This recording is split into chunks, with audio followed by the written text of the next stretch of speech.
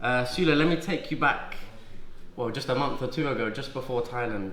Let me ask you about your expectations just before the trials. Where was your mindset at there? Right in the gutter. Yeah.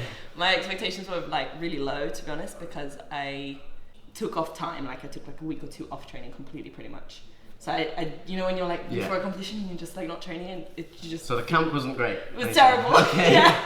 Okay. Basically. So the camp was bad. Yeah. So you've just been telling us that you had a bad camp. You was nervous. You were stressed off the mat in the tournament. How does that link to then coming on the mat and being able to put your game face on, being able to compete and perform at your highest level?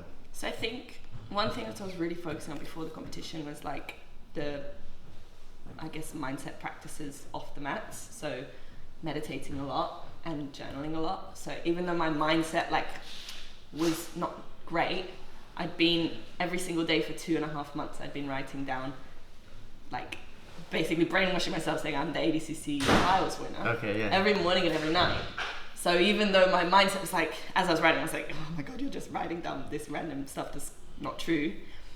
But obviously on a subconscious level, it was coming in, and the meditation helping as well with that, to just actually take me away from my thoughts and like come back to just being present and just being able to fight. It's interesting because you look at, I guess everyone does get nervous before tournament, right? And sometimes you look at the best people and the best competitors in the sport and you expect that they're not like that, but then you talk to a trials winner and you hear that it's the exact same experience. Yeah, it's almost good to hear that. It gets worse, I think, like, because you have more expectation or it's more important, or like, for me, trials was like, in my head, I was like, this is the most important competition I've ever done in my life, because, not because of anything specific, but just because the result is getting on ADCC, which is obviously one of the biggest things for an athlete. So, like, even worlds and stuff, I was like, there's always another world. Like, it's fine, it's chill. But like winning ADCC trials at brown belt was like a big thing for me. I was like, I really want to just win it at brown belt so I can just like prove to myself that like I'm ready to fight with the best. Yeah. Talk to us about the differences in style for the rule set of IBJJF and ADCC and how you've adapted yourself for this tournament. Yeah, probably not very well. I am predominantly a guard player, so ADCC is like kind of the like worst rule set in that sense for me. I managed to do trials without any takedowns, so I was like, yes.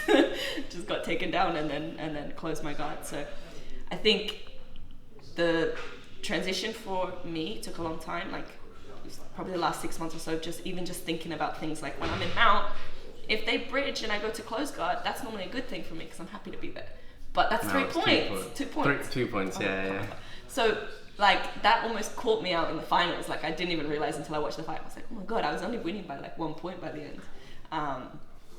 So it's little things like that. But I think now that I'm understanding the rule set and enjoying the rule set, I also find that it really does go well with my game because you have to really pin someone to pass the guard.